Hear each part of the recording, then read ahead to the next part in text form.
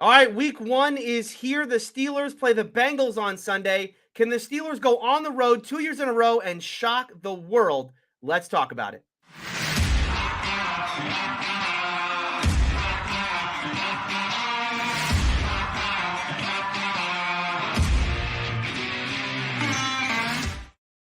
All right, Steelers versus Bengals. Week 1 is here. If you watched the game last night, that was a little preview. The real main event for us Steeler fans is on Sunday, 1 o'clock, as the Steelers will travel to Cincinnati for week number 1. It's a tough game, and it's a tough test for the Steelers. Obviously, the Bengals were the division winners a year ago. They were the AFC champions a year ago. And the Steelers, of course, going through a bit of a change here, especially at the quarterback position. But let's talk about this game. Let's preview it, talk about how the Steelers could pull off what would be, in the mind of Vegas right now, a pretty big upset. The Steelers come into this game as 6.5-point underdogs via the spread, and that really has not changed in the last couple of weeks. And I'll tell you right now, I'm not going to sugarcoat it. This is the toughest matchup I think the Steelers have on their entire schedule right now. And I don't just say that because, yeah, the Bengals were the best team in the AFC North last year. They won the division. I don't say that just because they won the AFC and they represented the AFC in the Super Bowl. They were plays away from winning that football game.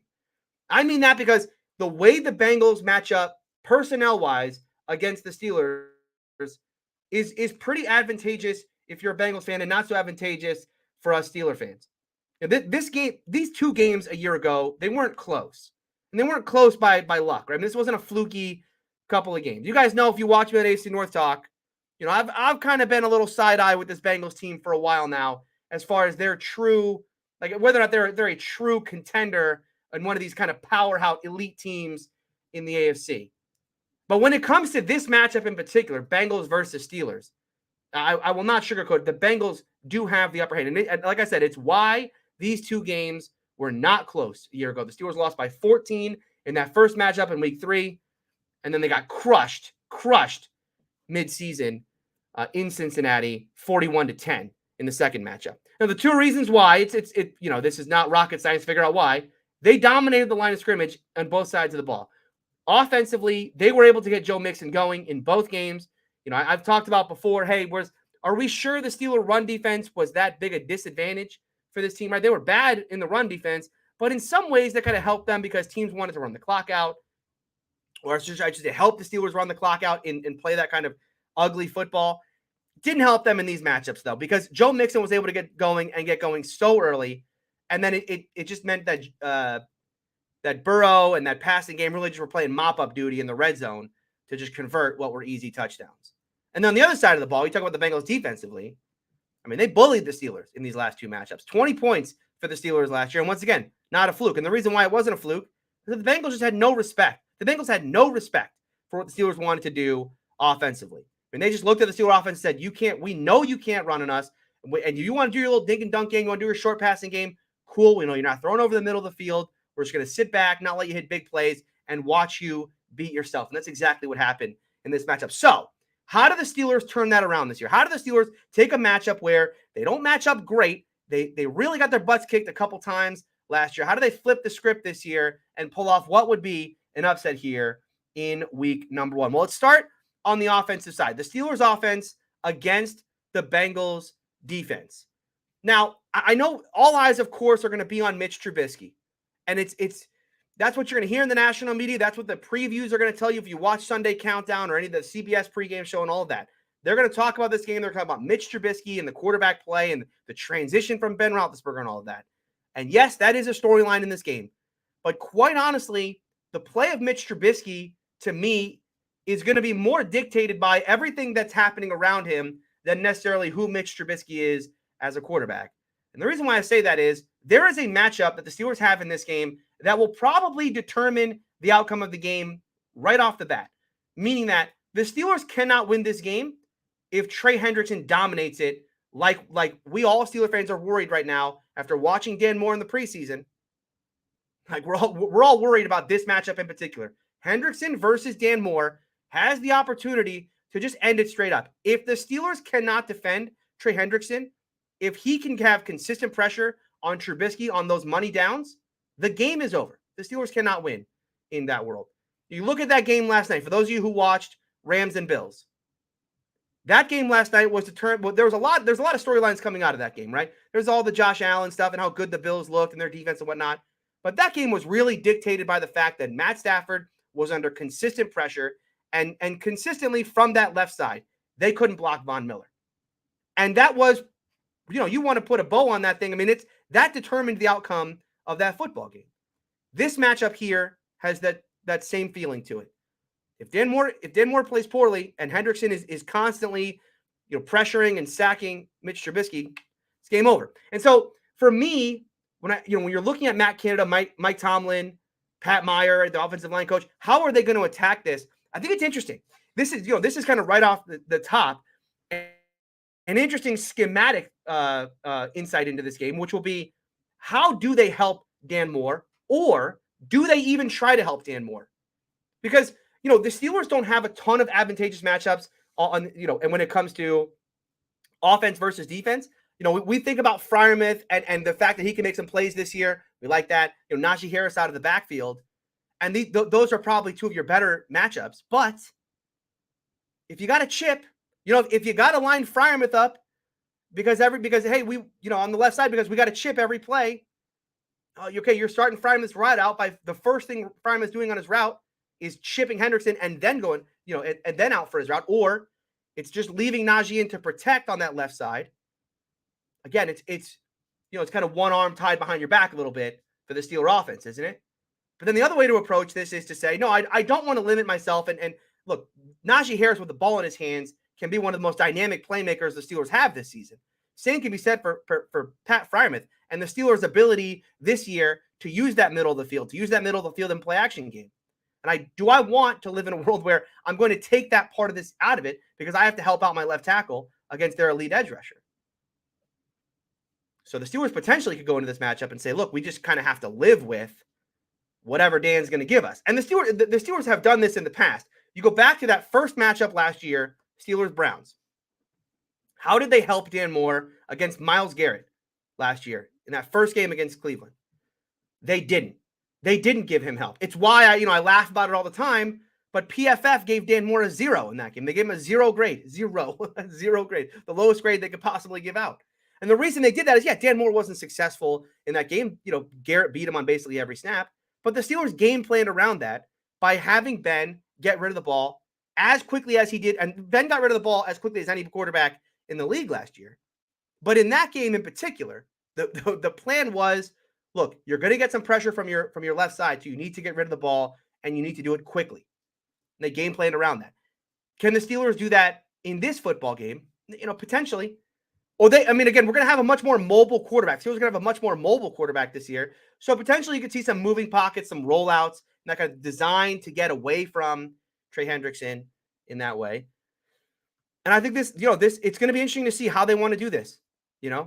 Potentially you could live in a world where the Steelers are running more 12 personnel, meaning they're going to run 2 tight ends at the expense of that slot receiver and leaving whether Gentry or Freiermuth in to help here with Dan Moore on that left side. That's another way the Steelers can attack this. But once again, it's kind of that arm behind your back situation. Because I think, when we talk about the receivers, I do think the slot receiver position is one where the Steelers have a massive, massive advantage, but you're not going to have that advantage if you're out there running 12. So this, I think, right off the top, is the biggest matchup the Steelers have offensively is how do they help, or do they need to help Dan Moore against Trey Hendrickson? Now, the other parts of the offensive line, especially the right side, center right, Mason Cole, James Daniels, Chuks Okorafor. Chuks is healthy, by the way. He will play in this game. No problem there. I think this is where the Steelers could probably surprise some people. I know in Pittsburgh, everybody's writing the same thing, which is that, boy, this offensive line is going to hold this team back. This offensive line is bad. They're going to hold this team back. I don't necessarily agree with the sentiment. I don't disagree with the sentiment, I should say. But I do think the right side of the line is far more solid than people are potentially giving it credit for. And I said this a lot on yesterday's show, the Expectation Show. I don't expect this is going to be a great unit. But if they can be an improvement from what they were a year ago, and the Steelers can establish any sort of a running game, especially on that right side. Once again, I got to talk about the trickle-down effect. That, of course, is going to open things up for this team in the passing game. So, for me, it's on the left side, it's Dan Moore, and what can they do in the passing game? But on the right side, can this side of the line be solid enough? You're running against Sam Hubbard, who's a very good edge defender, especially when it comes to that running game. But can they move the pile enough to get Najee Harris going? Again, we're not talking about 5 yards of carry in Sunday's game, 4 yards of carry, 3.7. Again, just anywhere close to mediocrity in the running game would be so far better than what this team did a year ago. And I think these 3 players could be kind of a bright light on what is an offensive line that, yes, I agree, not great right now. Now, I go to the receiving game, and staying with the injury too. Deontay, who didn't practice, he didn't practice yesterday, and he was limited on Wednesday. He did practice today. He is healthy. He is playing. And that opens up a huge advantage for the Steelers, which is that slot receiver position. And can Chase Claypool win one-on-one against Mike Hilton? We know who Mike Hilton is, we Steeler fans, right? I mean, we've watched this guy for years in Pittsburgh. He is one of the most dynamic playmakers at that slot receiver position. And not because he's this great cover corner, but because he's just greater on the ball, greater on the line of scrimmage, as a blitzer, in the running game, right? Just being dynamic. He is a playmaker. Simple. But Chase Claypool has a size mismatch here that he has to be able to take advantage of. And if he can, I think this is going to open up things for the rest of the Steeler offense. The Claypool versus Hilton matchup to me is kind of number 2, right behind Hendrickson and Dan Moore, as far as things that are going to dictate the Steelers' success offensively in this game. Because once again, the trickle-down effect that I'm talking about here, it extends to this matchup.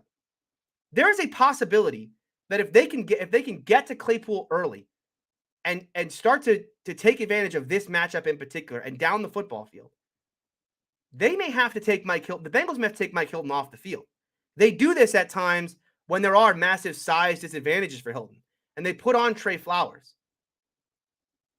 That's huge. If, once again, you're taking Mike Hilton off the field, one of their most dynamic playmakers, a guy who, he had the pick 6 in the second game last year. You're taking him off the field? Yes. Okay. Once again, now as a Steeler fan, I'm saying, okay, we're starting to kind of move the needle a little bit, right? I mean, if this is a matchup, as we've talked about, that's probably more heavily favored towards the Bengals. Well, okay, if all of a sudden I have my slot receiver in an advantageous position against one of their most dynamic playmakers to the point where he's off the field, Mike Hilton is, okay, I'm moving the needle a little bit, right? Needle moves a little bit towards the Steelers. The other thing here with this receiving core is, can they generate the big play? Now, this is something we've talked about for years in Pittsburgh because the playmaking ability really ever since Le'Veon and AB left this offense, it's been dire at times. There was that time early in Claypool's rookie season where he seemed like he was going to be a down the field, big play type of receiver. That hasn't manifested itself since then. But the Steelers have another matchup in this game that I like. If the Steelers, and I don't know if, look, Chidobe Awuzie is a very good corner for the Bengals. Very underrated, especially in this division and probably in the NFL in general. Had a great 2021 season. One of the big reasons why that Bengals team was so good, especially in that playoff run a year ago. Awuzie is very good. Mike Hilton's very good.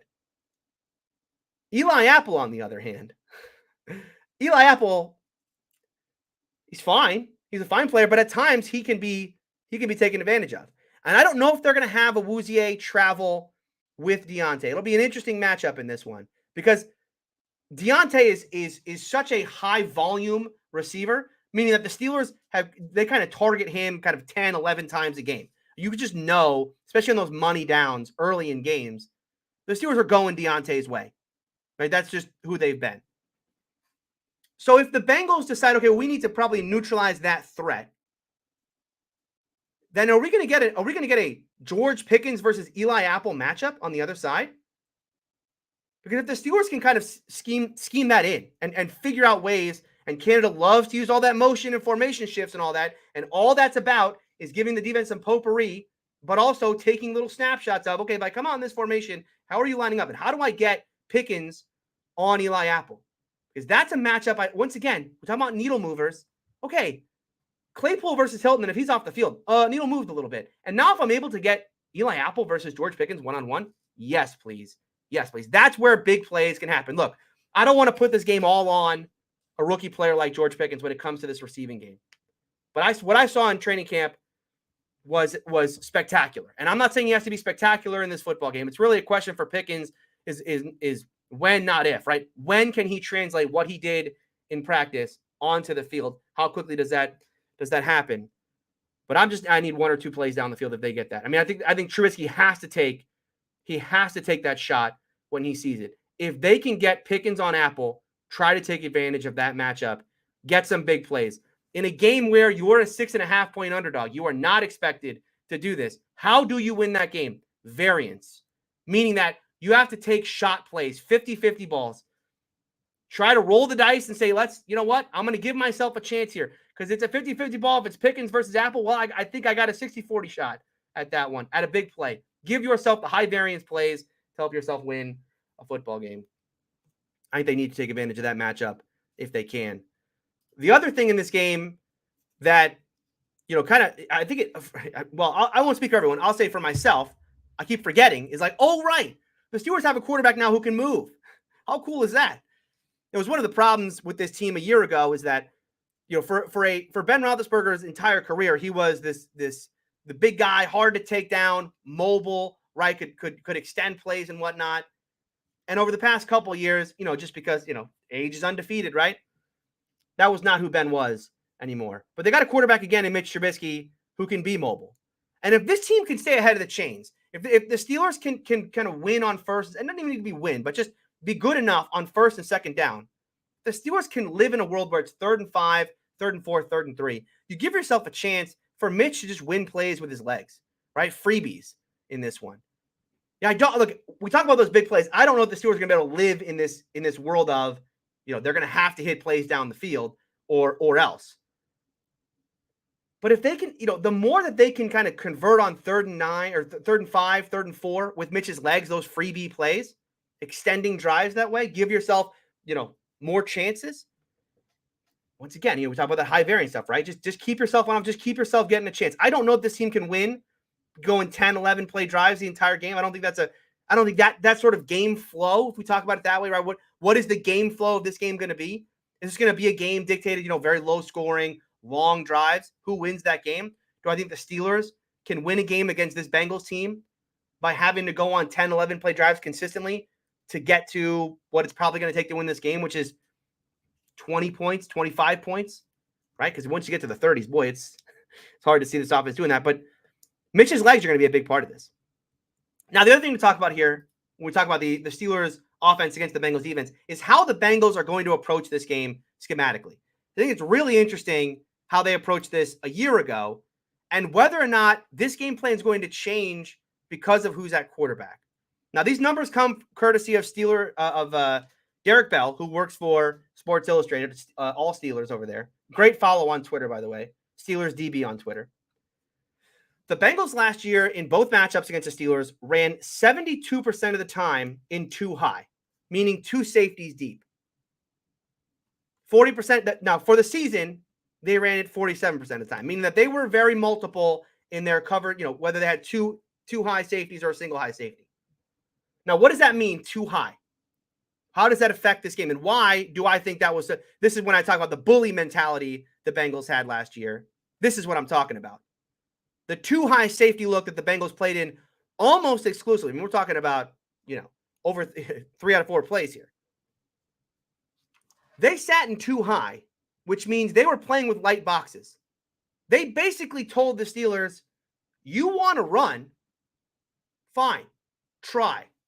We don't believe you can. Against a light box. We're not going to put 8 in the box. We're not going to sit there and say, we're going to shut down Najee Harris and make Ben beat us. No. They sit there and said, yeah, your new offensive line, your new rookie guy. Yeah, you want to try and do that? Cool. They also knew that what were the Steelers known for in the past with Ben Roethlisberger? Quick passes, right? We're going to get rid of the ball quickly. We're going to kind of dink and dunk underneath. And once again, what did the Bengals say? Oh, are we going to kind of sit with another safety down there to take away throwing lanes? No, we're going to sit in 2 high. Oh, yeah, you want to dink and dunk down the field? Fine. Try. We don't think you can. We're going to watch you beat yourself that way. And what happened in those games? How frustrating was it in that first game to watch Ben Roethlisberger checking down Najee Harris in the flat on 4th and 10? Why did he do that? Because the Bengals sat in 2 high They said, well, you're not throwing down here. You're not throwing down the field, right? There's no down the field shots. You want to do your little ding and dunk stuff, fine. But you're not, you're not going deep on us. And we don't believe that you can be effective that way. And the Steelers were not. You look at what the Steelers did running the ball against those light boxes in both games. 3.2 yards per carry in those games. The Steelers could not get the running game going whatsoever. And by the way, I think this 3.2 yards per carry is probably a little inflated, considering that the other game was over by halftime. And I'd love to be able to break this down by taking away Najee's carries after that game was OVER, which is halftime. Because 3.2, thinking about what happened in those games actually feels a little high, quite honestly, considering what happened. But this comes down. I mean, I don't want to break it down to one player, but man, DJ Reader just ruined the interior of this defense of this offensive line a year ago. I mean, he is such a menace on the inside. Now, we've talked about this. The Steelers have improved on the interior of this offensive line.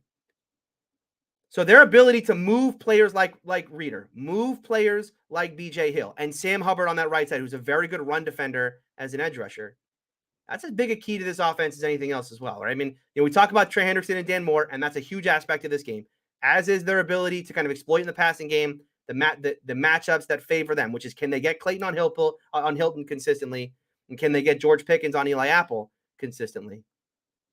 But the Steelers have to, in order to do any of those things, they have to get the Bengals out of too high. And the way you get the Bengals out of too high is you have to be able to run the ball.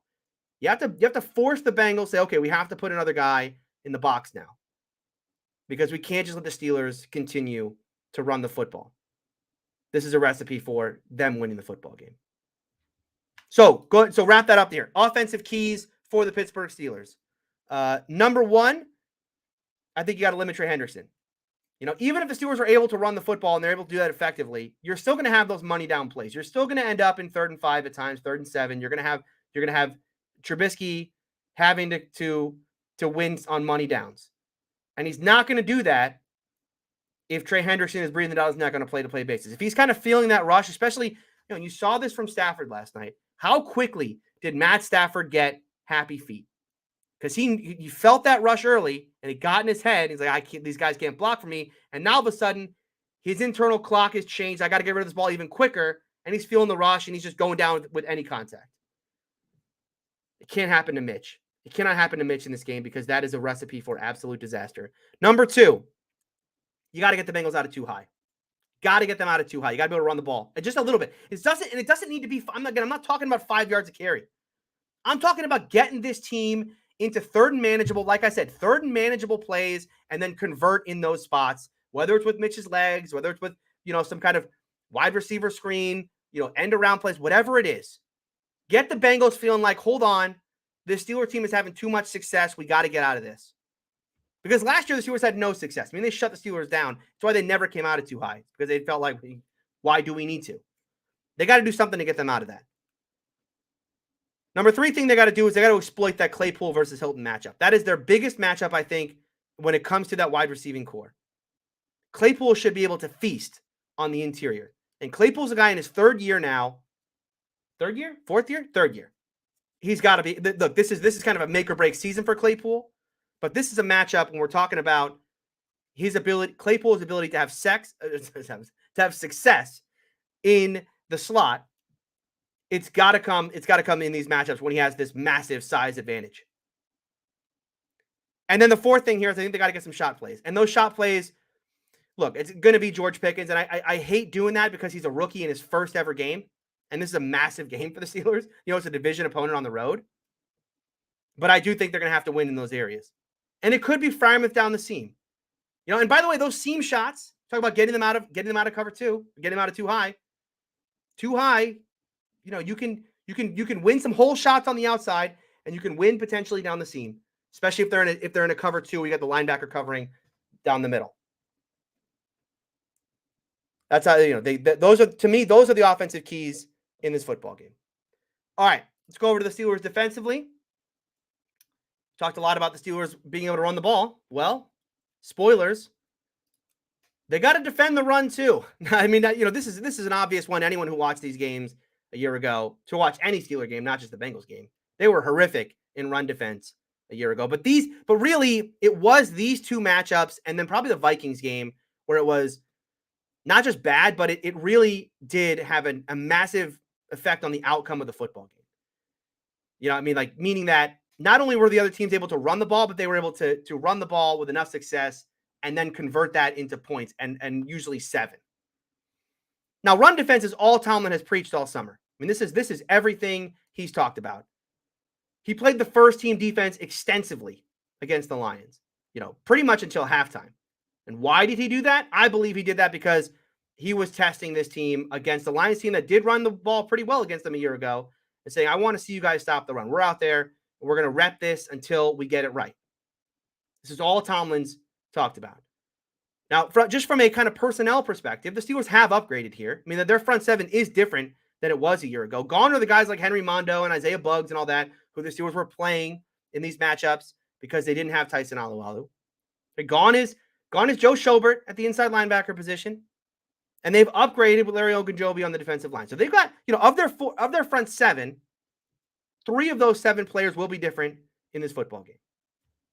But the biggest one to me is not Miles Jack, who's their big acquisition. It's actually Tyson Alualu. Tyson Alualu has been, the Steelers' best run defender. And I mean that in that, look, it's not like he's out there making all the tackles and everything, but the splits when he's on, his ability as a nose to stay upright and make things difficult for that offensive line to move him. You look at the splits of when Alualu is in the lineup and healthy versus when he is not, it is night and day for this team. And it has been that way going back all the way to 2020. Forget about last year where he didn't play the entire year. We know that the run defense was bad without him a year ago. But go back to 2020 and go back to before he hurt his MCL and then after. Because he sat out a bunch of games and he came back and really wasn't healthy from that point. It is night and day for this run defense with him in and out of the lineup. And so I do think the Steelers' run defense will be better this year with him. But the question in this matchup is, can they keep him on the field? And particularly, how do they defend against the 11 personnel that the Bengals are likely to run? 11 personnel meaning 1 running back, 1 tight end, 3 wide receiver set. Now, generally, 3 wide receiver set means you're gonna take a defensive lineman. In the Steelers' case, their nose tackle will come off the field. That's Tyson Alualu. And another cornerback, your slot defender, will come onto the field. In this case, that could be Arthur Mollett. It could be Levi Wallace going to the outside and then Cam coming to the inside. The Bengals use 11 personnel a lot. 77% of their snaps in 2021 were out of 11. Against the Steelers, it was 74%, so right in line with what they did. Out of that 11 personnel last year, the Bengals ran 40 times, 4.3 yards per carry, and 3 rushing touchdowns out of 11 personnel. Now, 11 personnel is going to likely mean that if the Steelers match that up, that will mean Tyson Alualu is not in the lineup. So essentially, the Bengals are going to be able to schematically say, okay, even if you are better with Alualu out there, we're going to take him out. We're going to get you to take him off the field. And so the way the Steelers can combat that, and we've seen them do this in the past, is to leave their base personnel out there, even if the Bengals are in 11. Now, you're playing with fire here defensively. And again, this is why I talk about it's not a great matchup for the Steelers. But one of the ways you can combat that, especially for a team that is as desperate to stop the run as the Steelers are going to be, is you don't have to, just because the other team's in 11, doesn't mean that you have to come out there and match it up and say, okay, well, I'm going to take my D lineman out and put a corner out there. You can stay in base in those cases. The Steelers have done it in the past. I'll be interested to see on Sunday if the Steelers elect at times to stay in base, especially early downs, 1st and 10, 2nd and 5, those kind of plays. If the Bengals are in 11, are you willing to stay in base? It's dangerous because you're talking about, you're talking about. This is when we talk about linebacker on a wide receiver. This is that moment, right? This is what we're talking about. So are the Steelers willing to kind of give up some things potentially in the passing game against a guy like Tyler Boyd, the expense of, or in order to shut down Joe Mixon? They have to shut down Joe Mixon. I mean, again, it is for this defense, it is key number 1 and is really the only key to this game, If they don't shut down Joe Mixon, they have no chance of winning this game. If this game is anything close to what it was last year when it comes to the Bengals' success running the football, the Steelers have a 0% chance of winning. They just cannot win that way. 168 yards for Mixon in the second game, 90 in the first game, but neither way they can win. Because if the Bengals are able to dictate game flow, if they're able to say we're going to go on 12, 13 play drives and we're going to get touchdowns on those drives, we're going to limit your exposure to the football whatsoever. We're going to have our own long, successful drives here. We're going to convert them into points. We're going to get to early leads. The Steelers can't pin their ears back. They're done. They're just done. The other thing about this game, when you talk about defending the Bengals running game, the Bengals run a lot of outside zone. So it'd be interesting to see how the Steelers attack that. Because again, outside zone is not the same as a gap run. So you think about the difference between zone and gap running. We break it down real simple. A gap run is a run to a gap. It's just what it sounds like. So if we're breaking down the gaps, right, next to the center, A, that's your A gap. Next to your guards is B. Next to your tackles is C, and outside of your tight ends is D. Okay, so a gap run is essentially a run to a gap. A zone run is essentially a running back picking a gap, right? We're going to an outside zone is obviously that's the, you kind of get your offensive lineman moving to the outside, and then your running back is just kind of picking a gap and seeing where a defender commits to, and then can I get there? Miles Jack's going to be huge in this, especially if the Steelers can get him in kind of more of a fill defender type, where he can kind of look at Joe and see where Joe's going. Miles Jack can be a huge component. With this one, we talk about how lucky the Steelers got in getting Miles Jack. This is a huge part here. The other thing, by the way, with outside zone is that, it is up to every defender, right? Every defender has their part to play in a zone scheme. Because once again, Joe Mixon could take the thing, the edge defender is going to have they're going to have to seal the edge and stop Mixon from getting outside. But even that backside defender is going to have every bit just as much to do, because if you go back and watch the tape last year, Mixon had a lot of plays last year in this outside zone where he actually cut it back. And the Steelers did a very poor job of covering the backside of this play. But the Steelers have one really big advantage on that defensive line, and that's Cam Hayward going up against Cordell Volson, who's a rookie guard starting for them. Volson's had a nice preseason. Bengals fans are very pleased with him and very happy that he beat out Jackson Carman, who was a sub player for the Steelers or for the Bengals a year ago. But you're talking about outside zone. You're talking about Cam Hayward wrecking that outside zone, forcing Mixon to make a move before he wants to. Hayward has been and can be an absolute game wrecker in this one if he can win that matchup and win it consistently. Something to watch for when they're running outside zone. Now, that's how the Steelers can defend the run in this game. But when you really think about the Bengals in their attack, talking about their passing game, right? Joe Burrow, T. Higgins, Tyler Boyd, and Jamar Chase. How do they, as the Bengals call them, the Migos? How do the Steelers defend the Migos in this game? Because as I said, they may need to give some of this up in order to stop the run. As we talked about, the Bengals are in 11. All three of those receivers are on the field, and the Steelers may have to stay in base because they feel like that's their best chance to stop the running game. So how do the Steelers defend the passing game? Well, the easiest thing for the Steelers to do in this game would be to just play in too high. They just play in too high, and they force the Bengals to say, okay, you're going to have to go on those long plays. You're going to have to go on those long drives. You're going to have to just kind of go 13 plays here. We're not going to let you have everything over the top. Jamar Chase, T. Higgins, Tyler Boyd, we know what playmakers these guys are. We're not going to let you have those big plays down the field. You're going to have to beat us little by little. Death by 1,000 cuts if you can. Now, the Steelers can't play too high in this game. I mean, I'll just be straight up with you. They cannot. I talked about this at the end of AFC North Talk the other day. Kind of had a laugh about it. Because there's just no way the Steelers can defend the run out of too high. They're going to need Terrell Edmonds down in the box. They just are. We talked about how much of a bully mentality it was that the Bengals were able to stay in too high and stop the run. I don't think the Steelers are going to have that luxury in this game. And that's going to mean they're going to play single high. Minkah Fitzpatrick's going to be your single high safety in this game. Edmonds is going to come down to the box, and that's going to leave one-on-one opportunities for the outside. I think for me, the key here, when I think about defending the Migos and how to shut this thing down, you're not going to shut them down. They're too good. But you have to me, you have to trust Ahkello Witherspoon. I know the Steelers don't travel. They don't do the thing where a corner just follows someone all over the field. And I don't expect them to change that this year. And I don't expect them to change that in this matchup in particular. But I do think Ahkello Witherspoon is the closest this team has to a number one type. He certainly has the size, the speed, the athleticism, the physicality that you'd want out of a number one guy. And so in that way, I think you roll coverage the other way, right? You're telling Minkah, listen, you are rolling wherever Ahkello isn't.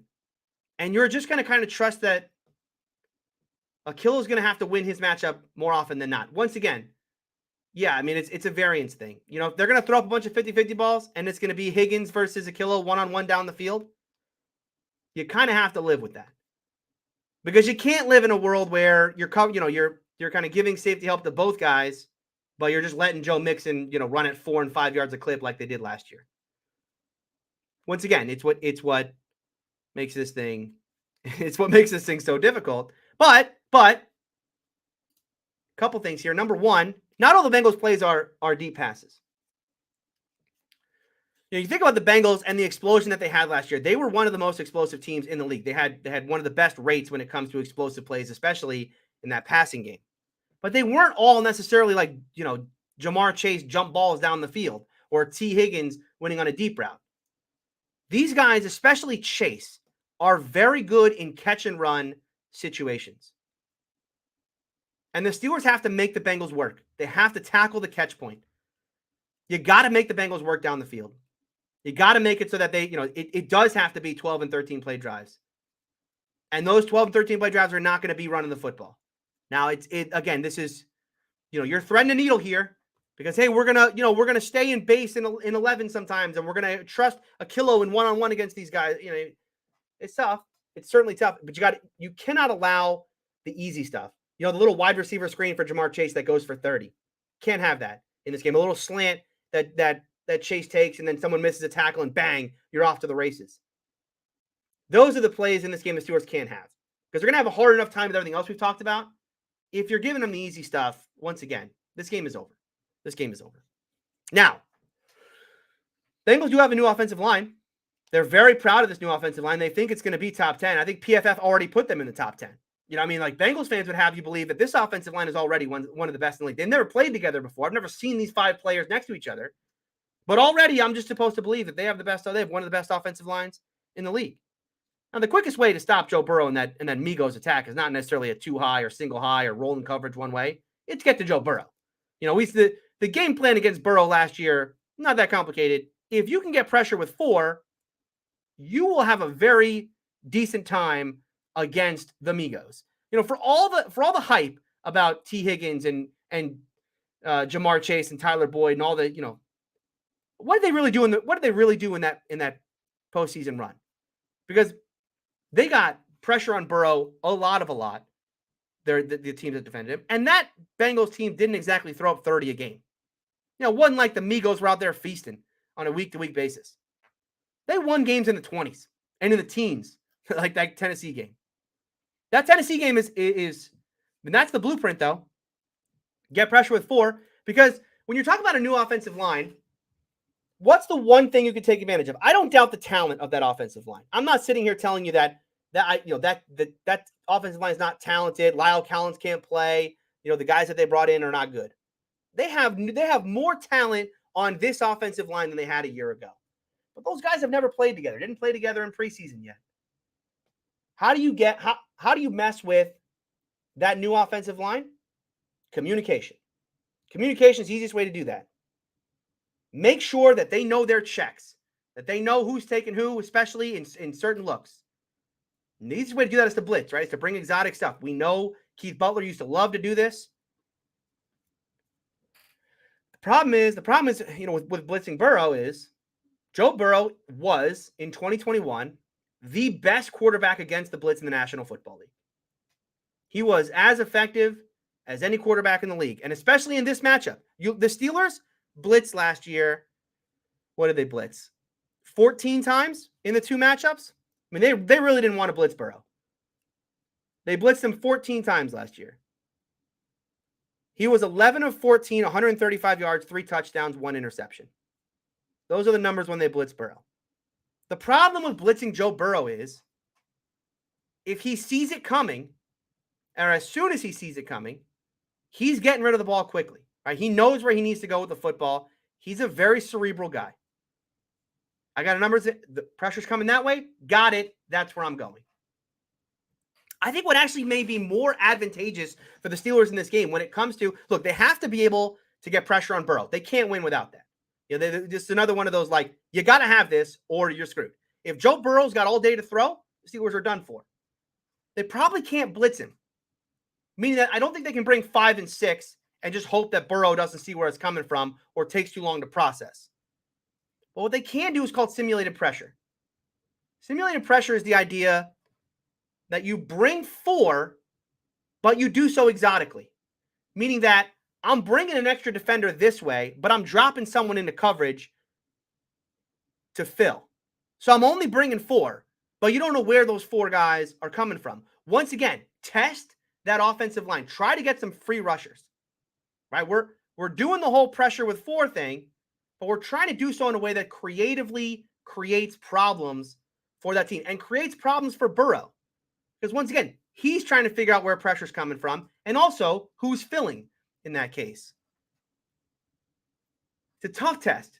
Look, this Steeler defense has a lot of talent up front, no doubt. TJ Watt, Larry Ogunjobi, Cam Hayward, and Alex Highsmith. They can probably just get pressure with those 4 guys in general. But the Bengals did a great job last year. You know, we talk about the chipping and all that happened. They did a great job last year chipping TJ and taking him out of that second matchup. They did a very good job of taking Hayward out of that matchup as well.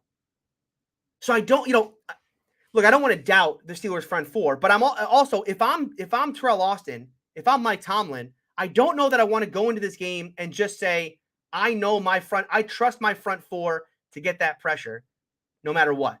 I probably want to do some simulated pressure, especially early on in this game, see how that offensive line reacts to it, potentially continue that. Yeah, I mean, it's going to mean at times guys like Highsmith are dropping into coverage so you can bring Mollett out the nickel, right? It's going to mean things like that, yes. But if it means free rushers with 4, I like my chances. And especially if it means potentially getting guys like Cam Hayward in one-on-one situations against this offensive line. So, keys defensively in this game. Number 1, limit Joe Mixon. This is not rocket science. They can't run the ball. The Bengals cannot be able to have the amount of success that they had a year ago running the football, and the Steelers are going to feel like they're going to have a chance to win this game. They will not. They will not. If Joe Mixon's near 100 in this game, it probably means another Steeler L. They have to be able to get pressure with 4, as we just talked about, and I think they can do that in creative ways. They don't have to just be very vanilla. I mean, you can do stunts and twists and all that as well. I think the simulated pressure thing is something to watch for. I'm sure that Mike Tomlin and Terrell Austin are not going to want to just be very vanilla with this pass rush, knowing what happened in this game a year ago where they did not do a great job of getting to Joe Burrow on a down-to-down basis. You have to tackle the catch point. Again, look, am I worried about Jamar Chase down the field? Am I worried about Tyler Boyd down the football field? Am I worried about T. Higgins down the field? Sure, I am worried about those things. But those are 50-50 balls, and quite honestly, I have a feeling that the Bengals aren't going to be as good this year because natural regression is going to happen. They got so many explosive big plays in that way on those weird 50-50 balls.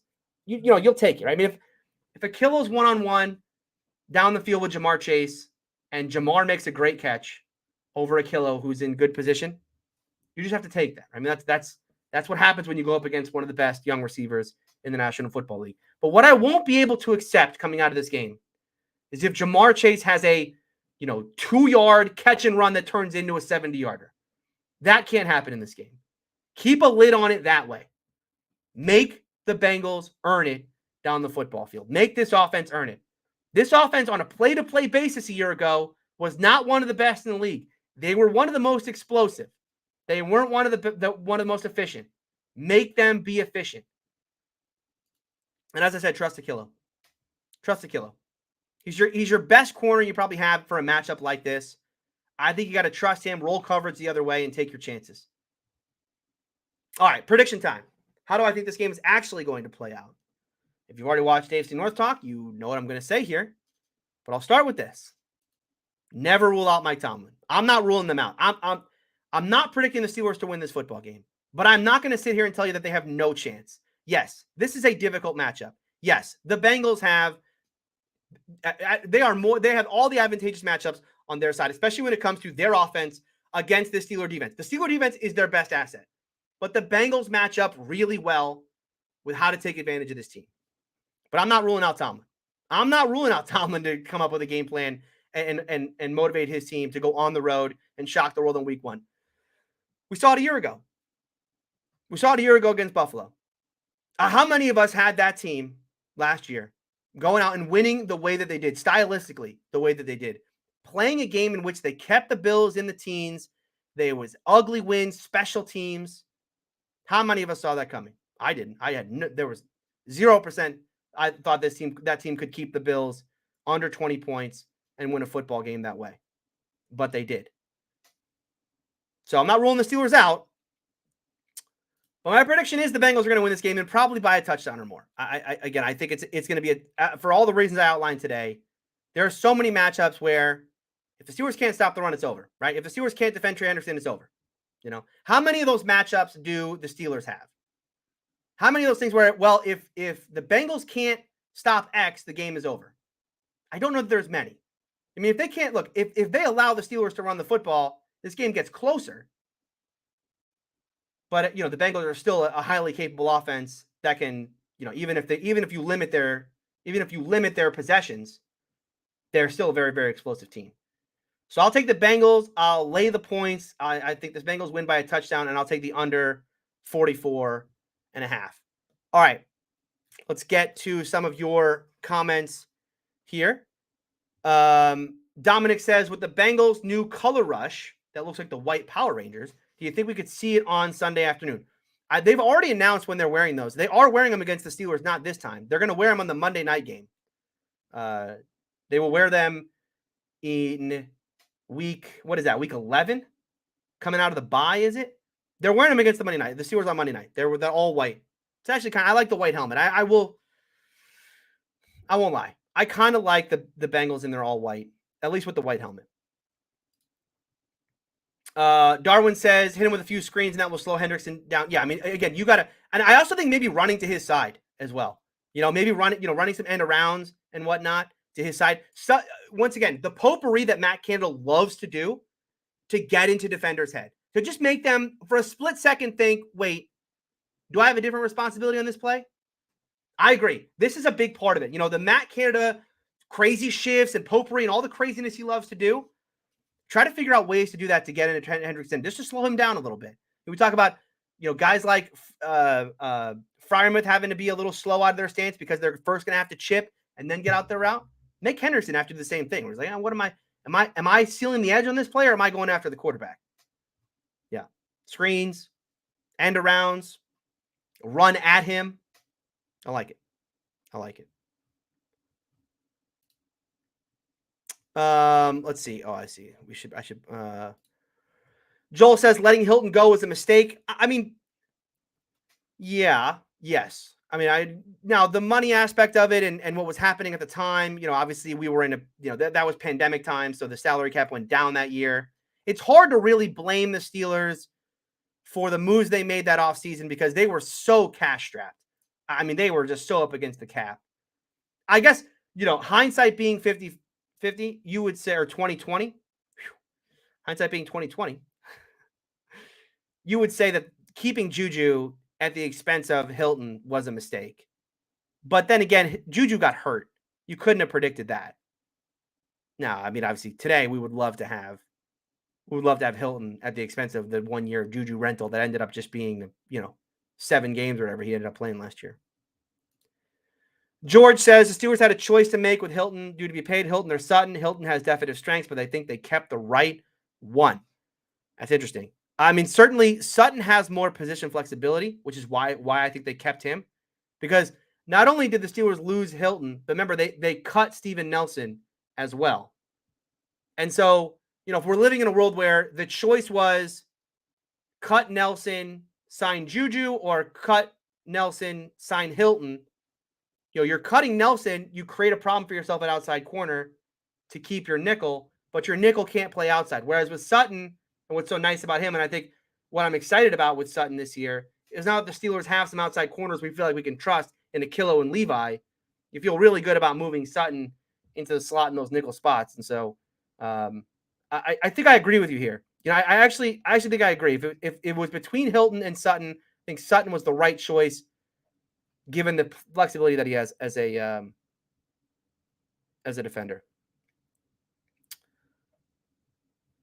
Joel says, I don't disagree. It was unfortunate that Hilton went to the Bengals, although he had already exited by the time there was extra cap money available. Yeah, I mean, it was going to be tough to keep Hilton because he was on the open market. So you were kind of competing. You would have had to pay him more. And then there's the whole thing of did he not even want to stay with Pittsburgh?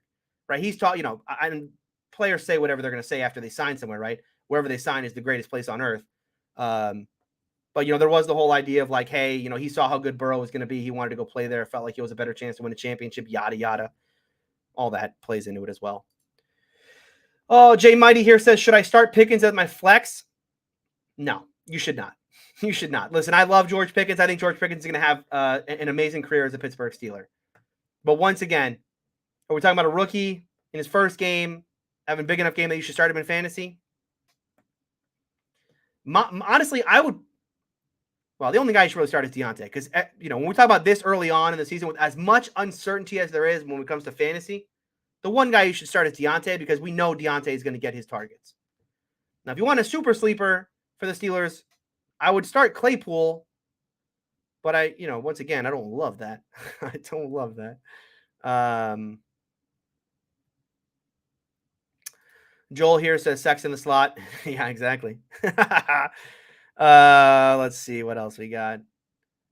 George says Jack will definitely help against the run, Alu and better depth. Yeah, I mean, I think honestly, I would expect in this game, Jack has a more of an impact than Alu because I'm gonna be real interested to see how much the Steelers probably will stay in base sometimes, but they're not going to do that all the time. And the Bengals are going to try and get the Steelers out of their base sets and then try to run out of it. And that's where another thing I should have talked about. You're going to see a lot of Mollett in those cases. Just because the Steelers go into nickel doesn't mean it's going to be Cam Sutton going over and Levi Wallace on the field. I think you're going to see a lot of Mollett in this game on early downs if they're in 11 because Mollett's probably a better run defender. You like him closer to the line of scrimmage. But yeah, I mean, when it comes to defending that outside zone, I think Miles Jack, his athleticism and his football IQ, yeah, he's going to be a key there. George says, I know KZ is out at least 4 weeks, but what about playing a good dose of dime defense with Alu, Cam, Alex, TJ, and Jack as the lone linebacker? Hold on. You have too many D linemen. Alu, Alex, TJ, Ogunjobi was going to be on the field too, I would assume, right? So you have 5 down linemen. It's like a weird bear front. Yeah, it's just too many D linemen. Dime is going to mean Norwood's on the field.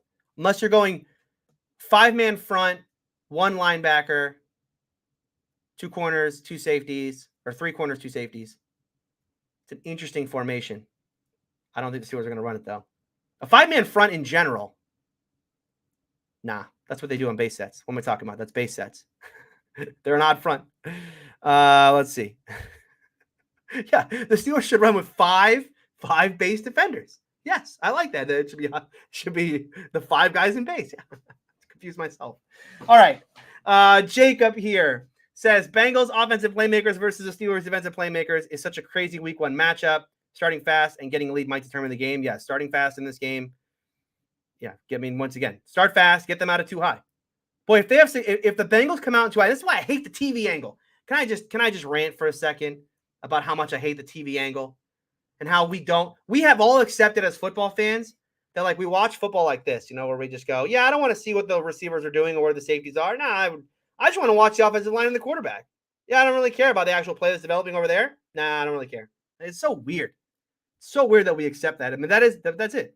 They tried the Madden camera. Remember, it was Sunday Night Football. Tried to do the Madden camera a little bit. It was behind the quarterback. You could actually see the play develop. You could see the coverage and everything. People hated it though. It's tough. It's like, it is for those of you who watch the All 22. I think you'll agree with me here. It is almost like watching a different game. You watch it on TV, and you get a certain sense for what happened. But then you watch it again in the All 22 and you go, oh, okay, that's what was going on here.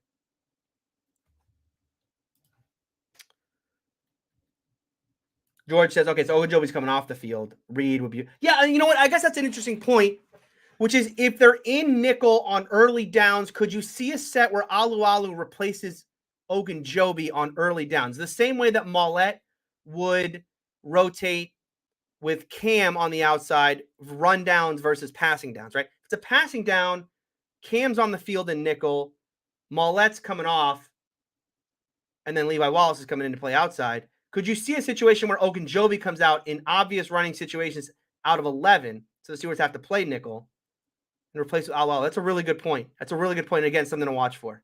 How many reps Alu gets in this game is going to be key. He's 35 though. So, so another thing. How many reps can he really get?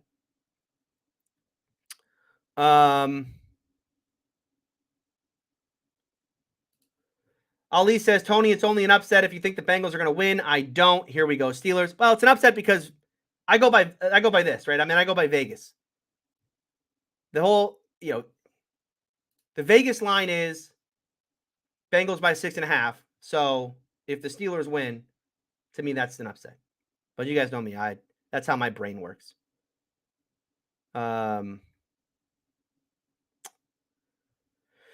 See, George says, I think the Steelers will win. No doubt they cover the spread. I could certainly, there's no way I would bet this game because I certainly could see the Steelers keeping this game close. Division opponent, week 1, and covering the spread, I think is, that I would say, yeah, I could easily see that. You get a weird, like Evan McPherson wins it late or Boswell wins it late, right? There's a field goal game. Who has the ball last? Yeah. I mean, it's not what I'm predicting, but I could see it. That to me is more likely than the Steelers winning, is that they ended up covering by the end. All right. Do one more here. Joel says, who do you think wears the green dot? It's been Devin Bush, and I don't think, have they announced that it won't be Devin Bush? Have they announced who it's going to be? I would assume it'll still be Devin. Although Devin, well, no, I mean, I guess it has to be Jack because Jack's staying on the field it really comes down to who's staying on the field in dime. And so I would assume that that's going to be Jack, and therefore Jack will keep the green dot so he can call the play. Yeah. But that's another one. I don't think they've announced that yet. It's been Devin Bush in years past, if I'm not mistaken. And so he's still a starter. It'd be kind of weird to take it away from him. All right, last one here before we call it, because once again we're at an hour. I just can't. I always tell myself, YouTube, like the algorithm likes shorter videos. We got to keep this to 20, 30 minutes, and then I just have too much fun. I have too much fun, and we're at an hour every time. Fred says, to be fair to our defense, is there any defense in the league that matches up well with the Bengals offense? No, no. There's, like the Bills will, because teams that can get pressure with 4 and they have dominant, dominant 4 up front like the Titans did, with Jeffrey Simmons. They're gonna have the best advantages. Solid secondary, pressure with 4. Bills are gonna have that. Titans had that last year. Steelers could have that this year. I mean, again, Ogunjobi over Wormley is a massive upgrade. It's a massive, massive upgrade. Yeah, TJ, TJ's gonna get chipped and all that, and they're gonna do that stuff. The problem for the Steelers was, look, I'm not ruling out that this game turns into the Titans game if the Steelers can stop the run. The reason why we never got to see that the Steelers Titan or the Titans Bengals version of Steelers Bengals is because the Bengals just ran the ball every play, so it didn't matter. Oh, you think you can get pressure with 4? Who cares? I'm running the ball on you every single play. Titans did a great job in that game of limiting Joe Mixon, And then just, just anytime Burrow was back there to pass, it was just, pin your ears back and go with 4. So you stop the run, and all of a sudden things change a little bit. The math changes. Can you get now it's down to if they stop the run, the question comes down to, can they get pressure with 4? Because if they stop the run, they get pressure with 4. This is game on. Then we start talking about, Tony starts to believe they can win this game. But sorry. Stuff. All right, that'll do it for me today. Thank you all for watching and listening. Again, if you are watching this on YouTube and you'd rather this in podcast form, you can find this wherever you find podcasts. Search Steeler Country. And if you're listening to this as an audio podcast, you'd rather get the video version, search Steeler Country on YouTube. Subscribe there. I am live. Oh, the schedule for the year. I meant to say this earlier. The schedule this season on the channel is going to be Tuesdays and I think Thursdays. Tuesdays and Thursdays here on the channel. We'll do a recap show on Tuesdays, and then we'll do a preview show on Thursdays going forward. Obviously, you should also check out my other channel here on YouTube, AFC North Talk. We're going to do it's a roundtable show all about the AFC North. We're going to do our recap shows on Monday, and we'll do our preview episodes on Wednesday. So you're going to get 4 straight days of me talking in some way about the Pittsburgh Steelers. So whether it's here or AFC North Talk, hope you give that a watch or a listen. And I'll be back on Tuesday to recap Steelers Bengals right here on Steeler Country.